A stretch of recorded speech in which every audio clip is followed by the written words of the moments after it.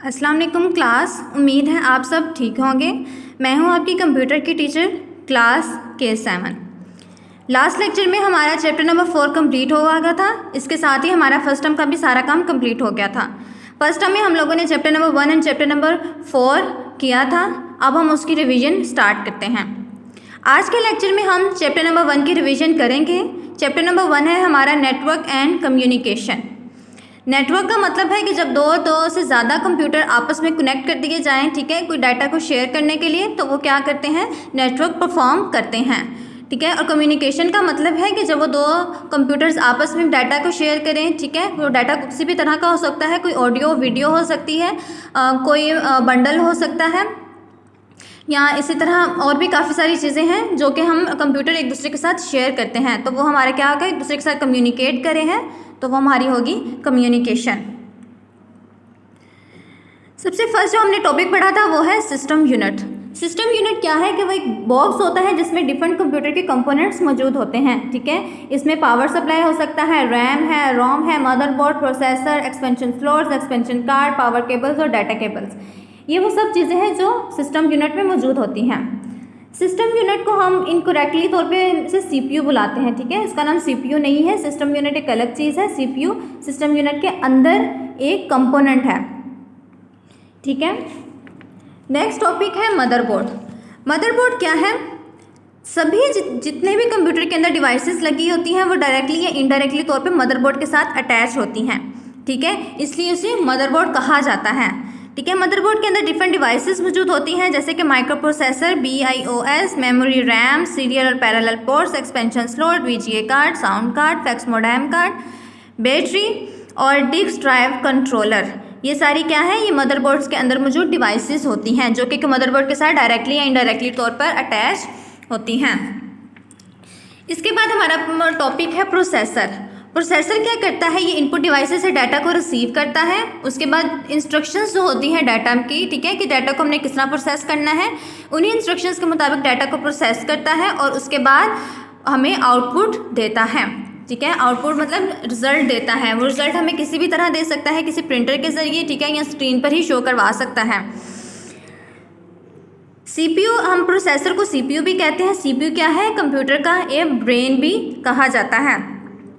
Processor के दो parts हैं, ठीक है, कंट्रोल यूनिट है और दूसरा है arithmetic logic unit. Control unit क्या करता है कि जितने भी इनपुट आउटपुट डिवाइसेस से ऑपरेशंस को परफॉर्म किए जाते हैं वो सारा कंट्रोल यूनिट कंट्रोल करता है, ठीक है। और अरिथमेटिक लॉजिक यूनिट क्या करता है, ये अरिथमेटिक लॉजिक यूनिट अरिथमेटिक और लॉजिकल प्रॉब्लम्स को सॉल्व करता है, ठीक है। कंट्रोल यूनिट इनपुट डिवाइसेस से डाटा को लेता है और उसके बाद अरिथमेटिक लॉजिक यूनिट के पास सेंड कर देता है। अरिथमेटिक लॉजिक यूनिट उस पर ऑपरेशंस को परफॉर्म करता है, जो भी इंस्ट्रक्शंस दी होती हैं बिल्कुल उसके मुताबिक, और उसके बाद वो फिर से कंट्रोल यूनिट को सेंड कर देता है। कंट्रोल यूनिट हमें आउटपुट प्रोवाइड करता है।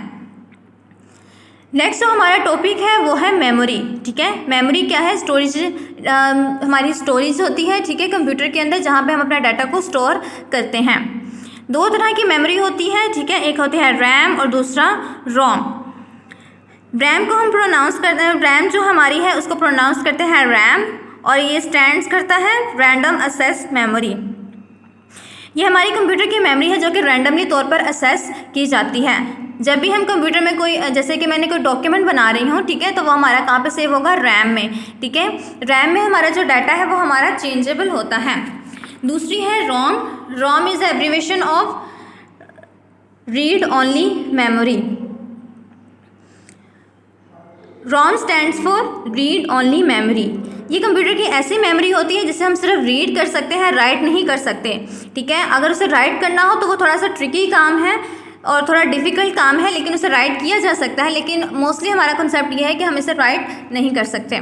नेक्स्ट है एक्सपेंशन स्लॉट्स है। एक्सपेंशन स्लॉट्स मौजूद होती हैं कि हमने अगर कंप्यूटर के अंदर या, ठीक है, या मदरबोर्ड के साथ कोई एडिशनल पार्ट्स को ऐड करना है तो वो हमें सरफेस प्रोवाइड करती हैं कि किस तरह हम इनको ऐड कर सकते हैं। इसके अलावा हमने डिफरेंट टाइप्स पढ़ी थी एक्सपेंशन स्लॉट्स की, ये है ISA स्लॉट, AGP स्लॉट और PCI स्लॉट। नेक्स्ट हमारा टॉपिक है एक्सपेंशन कार्ड। एक्सपेंशन कार्ड एक ऐसा कार्ड या बोर्ड होता है कि जो कि कंप्यूटर में एक्स्ट्रा फंक्शनैलिटी को ऐड करने के लिए इस्तेमाल किया जाता है। टाइप्स ऑफ एक्सपेंशन स्लॉट्स, ठीक है। Most commonly use expansion cards are modem, VGA card, network card and sound card. Modem क्या है? मोडेम हमारे कंप्यूटर को इंटरनेट के साथ कनेक्ट करने के लिए इस्तेमाल करता है। इसके दो फंक्शंस होते हैं, मॉड्यूलेशन और डीमॉड्यूलेशन। नेक्स्ट जो VGA कार्ड है, VGA card stands for video graphic अरे। हमारे कंप्यूटर पे जितनी भी ग्राफिक्स शो होती हैं वो इसी कार्ड की वजह से ही शो होती हैं। नेक्स्ट जो हमारा टॉपिक है वो है नेटवर्क कार्ड। नेटवर्क कार्ड क्या है? जो दो कंप्यूटर को आपस में कनेक्ट करना है, ठीक है, तो उनके दोनों कंप्यूटर्स के अंदर NIC मौजूद हो, ठीक है। नेटवर्क इंटरफेस कार्ड या नेटवर्क कार्ड सेम ही चीज़ है, ठीक है। दोनों कंप्यूटर्स पे आपस में हब के जरिए स्विचेस और डाटा केबल के साथ आपस में कनेक्ट होते हैं, ठीक है। और नेक्स्ट है जो साउंड कार्ड है, ठीक है। कंप्यूटर के अंदर जितनी भी साउंड्स हम तक पहुंचती हैं या हम कंप्यूटर के अंदर कुछ साउंड को सेव करते हैं तो वो किसकी वजह से है? साउंड कार्ड की वजह से ही है। नेक्स्ट हमारा टॉपिक है बारकोड रीडर।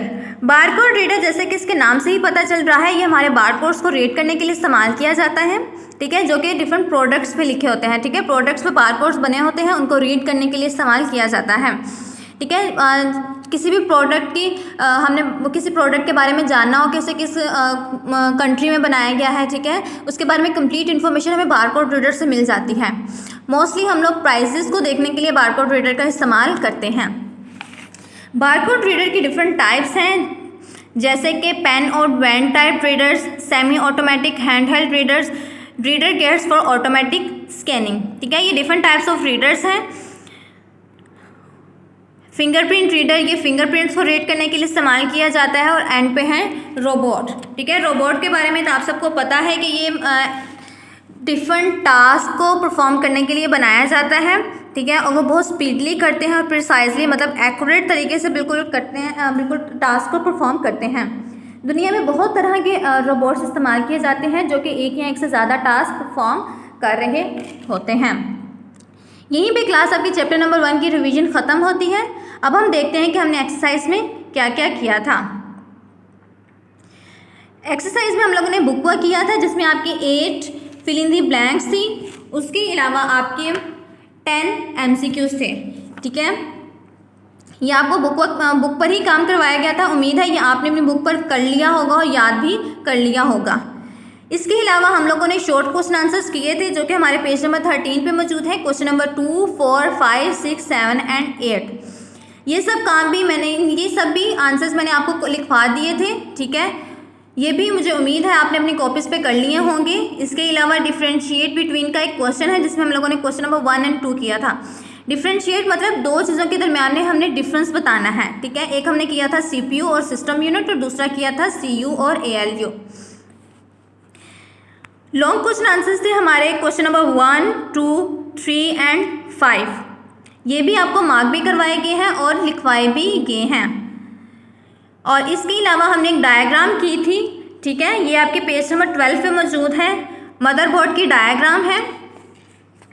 ये भी उम्मीद है आपने अपने कॉपीज़ पे डायग्राम को आपने बुक पर ही करना है, ठीक है। ये भी आपका बुक वर्क है, आपने इसे बुक पर ही इसके नाम लिखने हैं। ये भी पेपर में आ जाते हैं, इसलिए आपने इसे बहुत अच्छी तरह से याद कर लेना है क्योंकि ये बहुत आसान सी है। यहीं पे क्लास अब आपका रिव्यू 1 ख़त्म होता है। ठीक, उम्मीद है जितना भी काम करवाया होगा वो आपने अच्छी तरह से समझ लिया होगा और चूँकि ये रिवीजन थी तो इसका मतलब है आपने पहले से ये काम याद भी किया होगा। अब ज़रा देख लें कि आपने अपनी कॉपीज़ को किस तरह रेडी करना है। तो क्लास सबसे पहले आप जिस दिन आपका लेक्चर डिलीवर हुआ होता है सबसे पहले आपने डेट लिखनी है, उसके बाद आपने क्लास वर्क लिखना है और उसके बाद आपने डे लिखना है, ठीक है, जिस दिन वो डिलीवर किया गया था। उसके बाद नीचे आपने अपना लेक्चर नंबर लिखना है, चैप्टर का नाम और उसके बाद आपने अपने क्वेश्चन आंसर्स लिखने स्टार्ट करने हैं, ठीक है। इस बात का ख्याल रखें डे टू डे ज़रूर लिखा करें, ठीक है। मोस्टली बच्चे जो आते हैं उनके ये लिखा नहीं होता, लेकिन आप ध्यान दें कि आप ये ज़रूर लिखें, ठीक है। इससे आपकी कॉपी नीट लगती है और अच्छी भी लगती है कि आपने प्रॉपर्ली काम किया है। उसके बाद आपने जो मार्जिन लाइन लगानी है वो आपने मार्कर से लगानी है, ठीक है। पूरी कॉपी पे आपने नंबरिंग भी करनी है, ठीक है, कॉपी को कवर करना भी है। और जब आपने क्वेश्चंस करने हैं, क्वेश्चंस आपने मार्कर से लिखनी है, हेडिंग्स भी आपने मार्कर से लिखनी है और इनको डबल अंडरलाइन भी करना है, ठीक है। उसके बाद जो आंसर्स हैं वो आपने पेन से लिखने हैं। हर एक वर्ड लिखने के बाद कम से कम एक फिंगर का गैप दिया करें ताकि आपके काम जो नीट हो, ठीक है, अच्छी तरह से हमें समझ भी आ रहा हो और आपको भी पढ़ने में मुश्किल ना हो। यहीं पे क्लास आपका रिव्यू लेक्चर ख़त्म होता है। ओके क्लास, अल्लाह हाफिज़।